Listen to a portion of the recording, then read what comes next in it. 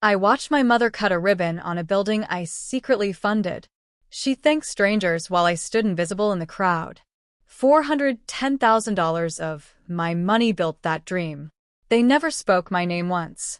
That's when my heart finally shattered. I wasn't their daughter. I was their ATM. My name is Naomi. I was 32 years old when I realized love and usefulness aren't the same thing. And what happened next destroyed everything they built on my suffering. But it saved my life. The moment everything broke. The afternoon sun was blinding as I clutched a folder of devastating proof. Bank transfers that haunted me for months. Payment receipts that stole my sleep. Emergency checks that drained my future. All hidden inside this folder, while my family celebrated their triumph. 200 people gathered under white tents in the town square. Local officials shook hands with my parents, grinning for photographers. The building behind them gleamed. Modern glass walls, clean architectural lines, their family name carved into polished stone. My father stepped to the microphone, his voice booming with pride. He thanked the city council, the construction team, the generous supporters. My mother stood beside him, glowing under the attention, radiant and forgetful. Claire, my golden younger sister, posed for cameras in her expensive cream-colored dress. The same dress I secretly paid for 3 weeks ago when she called me crying about the ceremony. I waited in the back, trembling, clutching my folder. Waited for my name. The applause thundered through the crowd. My father cut the red ribbon with oversized scissors. Everyone cheered. Silence swallowed my existence. Not a single word. Not even a glance in my direction. I took a deep breath and walked through the dispersing crowd toward my mother. She was texting someone, her manicured nails tapping rapidly on her phone screen. I approached her with desperate hope, my voice barely steady. My mother barely glanced up, annoyed at the interruption. She said dismissively, "Oh, I didn't know you were coming." My voice cracked as I told her quietly, "Mom, I helped pay for this. Most of it, actually." She sighed, irritated, glancing around like I was creating a shameful scene. My mother said coldly, her words like ice, "This isn't the time, Naomi. This is about the family's image." That word, image, stabbed through me like betrayal. I stood there frozen as she walked away to join another photo opportunity. And something inside me finally understood the brutal truth. I wasn't family. I was a shameful secret they kept in the shadows. I was infrastructure they used and discarded. The crushing pattern revealed. That night, I drove home in devastating silence. My hands gripped the steering wheel so tightly my knuckles turned white. I walked into my small apartment, the one I bought myself, the one they never visited. I collapsed at my kitchen table, broken and exhausted. My laptop screen glowed with 8 years of painful truth waiting to destroy me. I opened my banking app with shaking fingers. And I started adding every transaction, every transfer, every loan. $410,000. The number screamed at me like an accusation. $410,000. Gone. Not invested. Not appreciated. Just gone. I sat there staring at that number until it blurred through my tears. And suddenly, memories flooded back like a tsunami, each one burning. I was 17 when I earned a full academic scholarship to university. For years, tuition covered, room and board included. I worked so hard for that achievement, perfect grades, endless applications, interview after interview. The day the letter arrived, I ran into the kitchen screaming with joy. My father glanced up from his newspaper and said flatly, "Well, you always were independent." That was it. No celebration. No pride. Just acknowledgement that I didn't need them anymore. But when Claire dropped out of art school the first time, 6 months into freshman year, they held a family meeting that lasted 3 hours. My mother wept, saying through her tears, "She's just so sensitive. She needs time to find herself." My father immediately started researching other programs, gentler environments, schools with better support. They paid for therapy. They paid for a gap year trip to Europe so she could heal and discover her passion. They paid for her to try again at a different school. When she dropped out the second time, they said lovingly, "She's figuring things out. That's okay." I worked night shifts at a campus library to afford textbooks they never offered to buy. They called me strong and self-sufficient. Claire needed another chance, another check, another rescue. They called her sensitive and artistic and deep. I learned how to survive without asking for anything. Claire learned that asking always worked. The pattern was everywhere once I finally saw it. Family dinners where I was asked to serve drinks while they discussed Claire's latest gallery opening. Holidays where my promotion to senior consultant was a footnote, mentioned once, then forgotten. But Claire's new boyfriend was a headline, analyzed and discussed for an hour. My work trips were Naomi being busy again. Claire's travel was such important creative exploration. Then the phone calls started. Always late at night. Always the same desperate tone. My father would call and say urgently, "Naomi, we need to talk about something financial." Or my mother would text, "Can you call me? It's about money. You're so good with this stuff." The first time it was a short-term loan. Just $5,000 to cover an unexpected expense. My father promised me, "We'll pay you back in 3 months." I said yes, without hesitation. 6 months later, no payment. When I gently asked about it, my father said dismissively, "We're family. You're really going to charge us interest?" I never asked again. Then it was help refinancing their house. They'd taken out loans they couldn't afford, made investments that failed.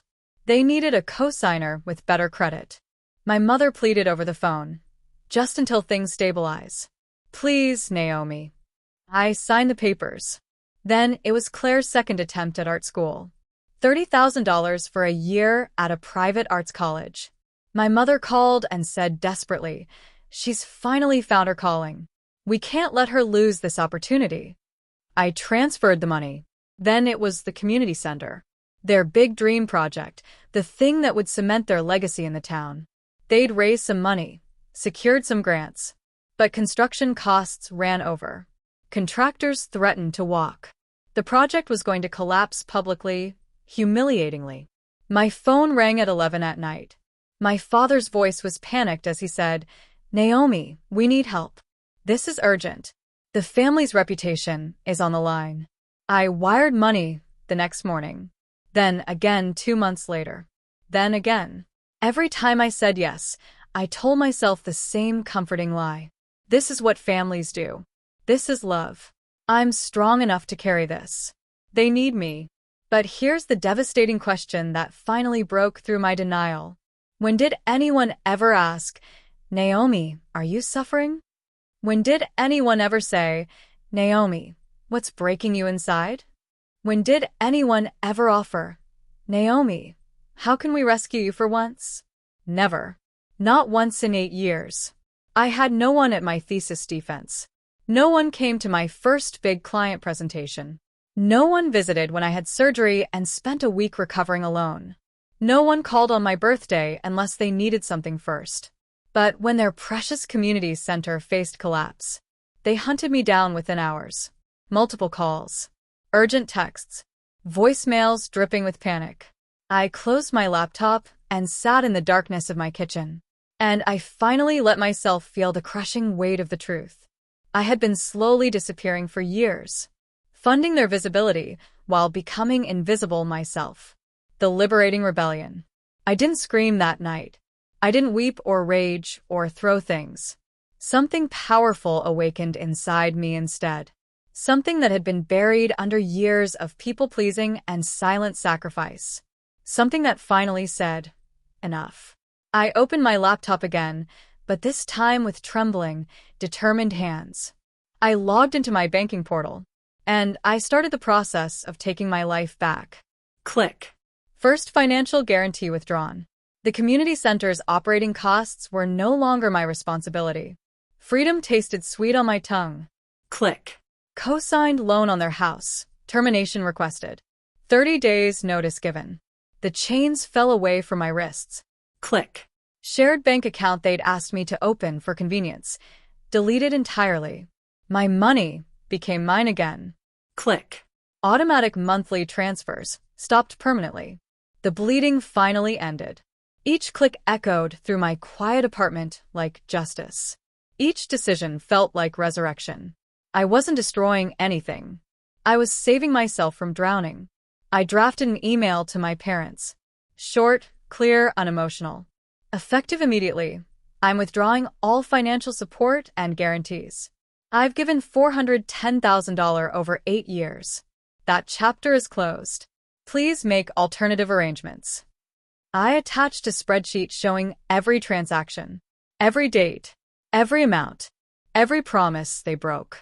I hit send at 2:47 a.m. Then I turned off my phone and slept deeply for the first time in years. 7:15 to 9:30, the brutal reckoning. Sunrise brought furious chaos. I turned my phone back on at 8 a.m. 63 missed calls. 47 text messages. 12 voicemails.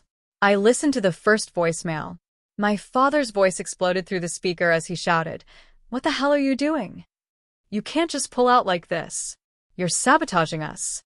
Call me back right now." I didn't call back. Instead, I texted calmly, "I'm not sabotaging. I'm surviving. And I'm done being your emergency fund." The calls continued throughout the morning. I let them all go to voicemail. By noon, my mother left a message, her voice dripping with poisonous manipulation as she hissed, "Naomi, you're being incredibly selfish. This affects the whole family. You're destroying everything we've built. How can you do this to us? We raised you better than this." I listened to her words. Then I called her back. She answered immediately, her voice sharp and demanding. "Naomi." I interrupted her calmly. "Mom, I gave you $410,000 over 8 years. I was at your community center opening. You never mentioned my name once. Which part of this situation feels selfish to you?" The silence on the other end screamed louder than any words. Finally, my mother said coldly, "You don't understand how families work." My response was lethal as I told her, "No, Mom. You don't understand how love works." I hung up. My father tried a different approach. He showed up at my office 3 days later, unannounced, demanding to see me. My assistant called my desk, uncomfortable, and said quietly, "Your father is here. He seems upset." I told her firmly, "Tell him I'm unavailable." Through my office window, I watched him stand in the lobby, furious and helpless. He paced for 20 minutes. Then he left. A week passed. The messages became more desperate. My mother texted, "The community center board is asking questions. You're embarrassing us." I replied simply, "That's no longer my problem." My father sent an email with the subject line, "Urgent, family emergency. The sisters' reckoning." 2 weeks after I cut them off, Claire appeared at my apartment door. It was a Saturday morning. I was drinking coffee, reading a book, enjoying the peaceful silence of my life. The doorbell rang. I opened the door to find my sister standing there. Not angry, not entitled, just scared. Claire looked pale, exhausted, like she hadn't slept. She was wearing jeans and an old sweater, no makeup. This wasn't the polished version of my sister I was used to seeing. My sister asked quietly, her voice small, "Can I come in?" I hesitated, then stepped aside. We sat in my living room in uncomfortable silence. Claire stared at her hands, picking at her cuticles nervously. Finally, she looked up at me with frightened eyes. My sister whispered, shaking, "They're lost without you, Naomi. They don't know what to do." I looked at her with heartbreaking clarity. Saw the little sister I used to protect. The one I'd carried on my shoulders when she was 4. The one I'd helped with homework and dried tears for. But I also saw the adult who'd benefited from my erasure. I said firmly, my voice steady, "Claire, that's not my failure. That's their addiction. They're addicted to using me." Her face crumpled with guilty realization. Tears started streaming down her cheeks. Claire confessed quietly, her words broken, "I never noticed. All these years. I never noticed what they were doing to you, what I was benefiting from." I felt my own tears threatening, but I held them back. I replied gently but honestly. Exactly. That's the tragedy. You never had a notice because I never stopped carrying it. My sister sobbed openly then, her shoulders shaking. She said through her tears, "The art school money, the dress, that trip to Europe, all of it was you." I nodded slowly. Claire looked devastated as she whispered, "I thought they were just supporting me. I didn't know it was your money. They never told me." I said softly, "Of course they didn't. Because then you'd know the truth. That I'm not strong. I'm just useful." We sat in silence for a long moment. Then Claire asked quietly, "What do I do now?" I told her honestly, "You grow up. You learn to stand on your own. You stop expecting someone else to catch you every time you fall." My sister nodded, wiping her face with her sleeve. She stood to leave, then turned back at the door. Claire said quietly, her voice raw, "I'm sorry, Naomi. I'm really, really sorry." I believed her. But I also knew sorry doesn't give back 8 years. I replied simply, "I know. But sorry doesn't change what happened. Only what happens next." She left. And I cried for the first time since this all began.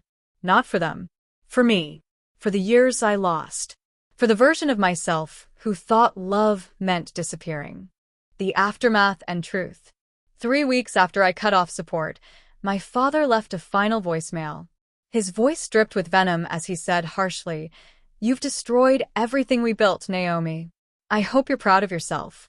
Don't bother coming to family events anymore. You've made your choice." I listened to it twice. Then I saved it. Not as a weapon. As a reminder. I texted back one devastating line. "Dad, you built nothing. I paid for everything. Now build it yourself. And I won't be attending family events. Not because you disinvited me, but because I'm choosing myself." He never responded. In the months that followed, I learned what life felt like without their weight. My bank account began recovering. My sleep improved. My work flourished without the constant background stress. I started therapy to unpack 8 years of invisible damage. My therapist asked me in our 3rd session, "When did you start believing your value was in what you could provide?" I couldn't remember a specific moment. It had always just been that way. I donated to causes in my own name, small nonprofits that actually changed lives. Women's shelters, education funds for underprivileged kids. Every donation felt intentional, meaningful, mine, not extracted, given freely. I started dating again. Let someone see me as more than a problem solver. Let someone ask, "How are you?" and actually wait for the honest answer. I made new friends who didn't know my family, who loved me without needing me, who showed up without being asked. The powerful ending. Today, my life breathes differently. My work fuels causes that honor me. My money flows with intentional purpose. My time belongs to my own precious dreams. My energy goes to people who give it back. I didn't abandon my family in hateful rage. I simply refused to drown while keeping them afloat. Here's the brutal truth that saved my life. Being called strong when they mean exploitable is violence. Being reliable without being loved is torture. Being used is not the same as being valued. And choosing yourself after sacrificing everything isn't selfish. It's survival. It's sacred. It's your right. If they only remember you exist when they need something, if you've funded their dreams while you're suffocated in silence, if they erased you from the victory you bled for, if you're exhausted from carrying people who never carry you back, type "done" right now in the comments. Because thousands of us are hiding in silence, carrying unbearable weight. Your exhaustion matters. Your pain is valid. Your life is valuable beyond what you can provide. And letting go isn't weakness. It's the bravest, most honest thing you'll ever do. You don't owe anyone your destruction. Not even family. Especially not family. Watch next. 5 brutal signs your family is financially abusing you. Remember, love shouldn't cost you everything. And the moment you believe that, that's when your real life finally begins.